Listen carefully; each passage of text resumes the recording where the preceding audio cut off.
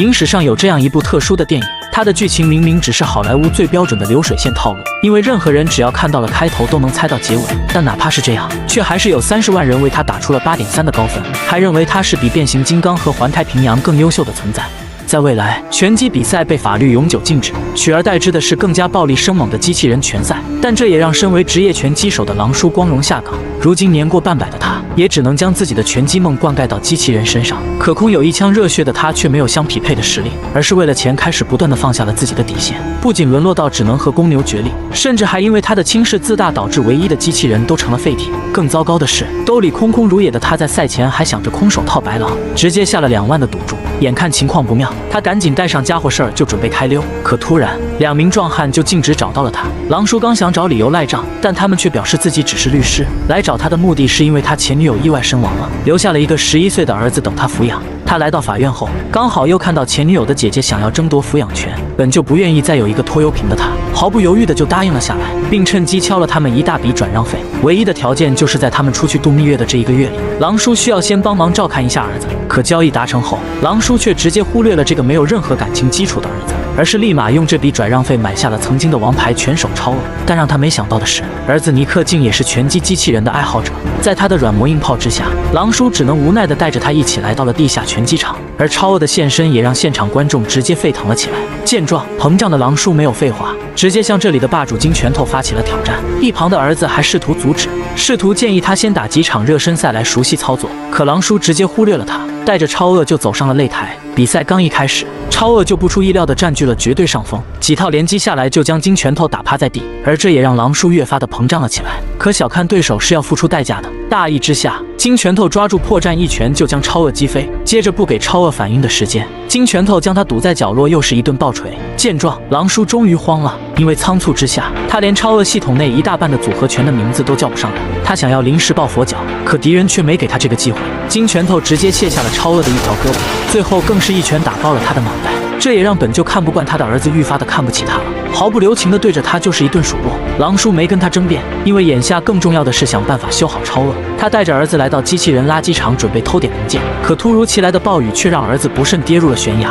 千钧一发之际，还是一只裸露在外的机械手臂救了他一命，这才给狼叔争取到了救援时间。等他好不容易将儿子拉上来后，儿子第一时间就拨开了地面的泥土，泥土之下赫然是一具完整的机器人。他让狼叔帮忙将他的救命恩人挖出来，可狼叔却不愿意为了一堆废铁浪费时间。倔强的尼克只好自己动手，花了整整1个晚上才将机器人挖了出来。等回到家后，狼叔的女友，同时也是机器人修理师的贝利，在看到变成废铁的超恶后直接炸了。他倾尽一切帮助狼叔实现他的梦想，可到头来却因为他的自大而变得一无所有，这让他彻底的对狼叔失望了。也就在2人争执不下时，尼克走了进来，他求助贝利帮他检查一下他捡来的机器人。贝利一眼就认出了这是早已过时的2代机。在他接上电源后，3人也惊讶地发现他竟真的完好无损，并且在他看向尼克时，他还能够模仿尼克的动作。贝利意识到他还有少见的映射功能，但除此之外也就没有其他优点了。狼叔见状直接没了兴趣，但尼克却如获至宝。他小心翼翼地将机器人冲洗干净后，也在胸口发现了他的名字亚当。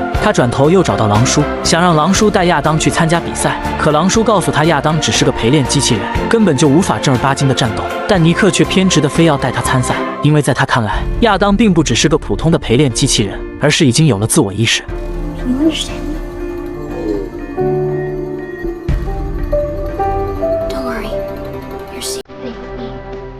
于是，在接下来的日子里，他开始每天天没亮就带着亚当训练。看到这一幕的狼叔心逐渐软了下来，因为在尼克身上，狼叔仿佛看到了年轻的自己，所以最终还是带他参加了一场小型拳赛。主办方在看到对手竟是一个陪练机器人时，直接扬言他要是能撑过1回合就给他1000块。而在赛前，他更是直接庆祝了起来。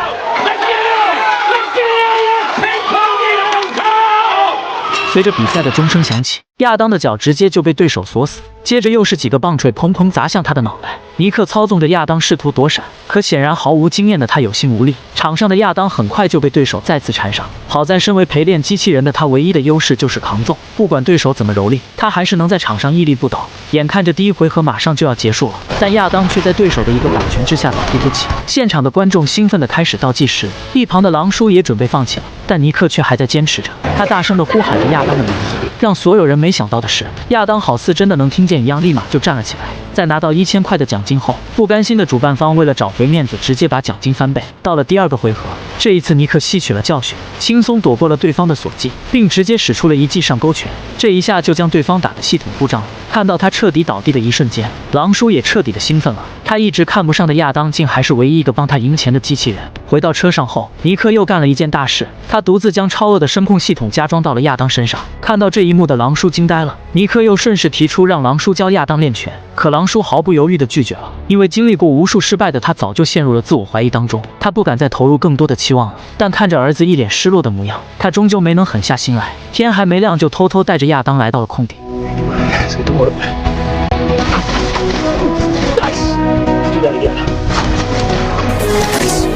Punch combo. Combo. Yeah. Yeah. Back. Back. Nice. 看到亚当，狼叔不自觉的就想到了自己，同样都是老家伙，但同样还在为了生活努力着，这让他沉寂的内心逐渐苏醒了过来。于是，在接下来的日子里，他带着儿子正式开始了崛起之路。不管对手强弱，也不在乎比赛规模。真正沉下心的狼叔变得异常的专注，哪怕至此之后从无败绩，他依旧会认真复盘着每一场比赛，优化着每一个招式。就这样，打出名气的他们不仅赚得盆满钵满，还终于收到了职业比赛的邀请函。但人红是非多，就在比赛前夕，拳王宙斯的经纪人看中了亚当的名气，他找到父子俩开价20万，试图买下亚当。但尼克毫不犹豫地拒绝了，因为在他心里，亚当早已不是冰冷的机器，而是他的伙伴，是他和父亲之间亲情和梦想的桥梁。不久后，职业比赛的首场对决开始了。亚当的对手是眼前这个一身赤红的双头暴君，双人操控配合着更为先进的系统，无一不体现着他的强大。但初生牛犊的尼克依旧没在怕的，照常跳着他标志性的857走上了擂台。起初双方还打得有来有往，但在摸清了亚当的套路后，暴君直接认真了起来。他先是一套连招将亚当逼到角落，接着又抡起双拳对着他脑袋疯狂输出。狼叔焦急地呼唤亚当防守，可在密集的攻击下，亚当连手都无法抬起。好在狼叔敏锐地发现了暴君的破绽，他立马指挥着亚当低头躲闪，等拉开双方的距离后，再让亚当迅速近身，对着暴君的腰部就是一顿输出。眼看着暴君的程序似乎出现了延迟，亚当又用连续的2个转身彻底让暴君凌乱了。至此，胜利的天平开始倾斜，亚当果断地用一记上勾拳杀死了比赛。在读秒结束的一瞬间，整个现场彻底沸腾了起来。没人能想到，一个早已淘汰的陪练机器人竟真的打败了职业选手。但惊喜还不止于此，早就憋了一肚子气的尼克直接抢过了主持人的麦克风，他说出了经纪人想要强行买下亚当的事情，并当着全世界的面直接向宙斯发起了挑战。然而变故也在此时发生了。赛后，狼叔带着儿子刚准备离开，他以前的债主就气势汹汹地直接找上了门。他们没给狼叔狡辩的机会，直接抢走了他所有的钱，还将他和儿子暴打了一顿。事后，狼叔看着熟睡的儿子，百感交集，他再次陷入了无尽的自我否定当中。他意识到一无所有的自己根本就照顾不了儿子，也不愿意儿子像他一样在这条看不到前途的道路上越陷越深。所以到了第2天，他强迫自己狠下心来，将儿子交还给了前女友的姐姐。在离开时，看着儿子失望中带着卑微的眼神，狼叔彻底的沉默了。女友贝利看穿了他内心的迷茫和痛苦，她用一个吻重新让狼叔坚定了起来。1200 miles for a kiss. Worth it. 再次见到儿子后，狼叔终于选择正视自己的内心了。 And if you're up for it, I'm ready to fight.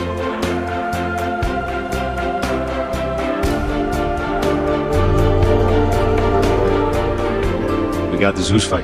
就这样，这场与世瞩目的巅峰对决正式拉开了序幕。一方是制霸联盟多年的拳王宙斯，另一方却只是个垃圾场出生的陪练机器人。所以在比赛刚一开始，亚当就不出意料的被宙斯一拳打趴在地。即便是能勉强站起来，但面对着宙斯狂风暴雨般的攻势，他根本就毫无还手之力。在第3次被击倒后，亚当彻底没了动静。就当所有人以为比赛就此结束时，亚当却似乎能够听见尼克的呼喊一样，奇迹般的再次苏醒了过来。见状，狼叔也随即调整了策略。眼看再次被逼到了角落，亚当终于发起了第1次反击。而看到宙斯被击中的那一刻，所有人都傻眼了，因为这是宙斯在他无敌的职业生涯中遇到的唯一一个毫无怯懦的对手。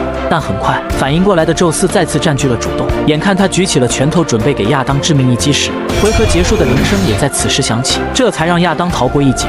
而在接下来的几个回合里，形势却依旧没能扭转。哪怕双方表面上看起来势均力敌，但只有狼叔清楚，宙斯消耗的只有体力，但亚当却是在用身体硬抗。终于到了第4回合，亚当的声控系统在宙斯连续的铁拳下彻底报废。当回合结束的铃声再次响起时，狼叔彻底的无计可施了。但一旁的尼克却建议他可以用映射功能继续战斗。狼叔一口否决了，他不认为现在的自己还能战胜拳王。可看着儿子坚定且信任的眼神，看着一旁浑身冒烟却依旧坚持的亚当，他压抑的内心被瞬间点燃，整个人都下意识地颤抖了起来。到了最后一个回合的终局之战，台下的狼叔直接就摆出了防御姿态。看着亚当再一次被逼到角落时，一旁的尼克还焦急地让他还击，可狼叔却告诉他还没到时候。这时，宙斯的电量逐渐下降，就连攻击都慢了下来。可狼叔却依旧没有发起反击，而是抬起右手对宙斯发起了嘲讽。见状，愤怒的宙斯直接开启了强力模式，再一次将亚当堵在角落疯狂输出着。然而没过多久，宙斯的电量就再次耗尽，挥拳的动作也变得迟缓。狼叔明白，绝地反击的时刻到了。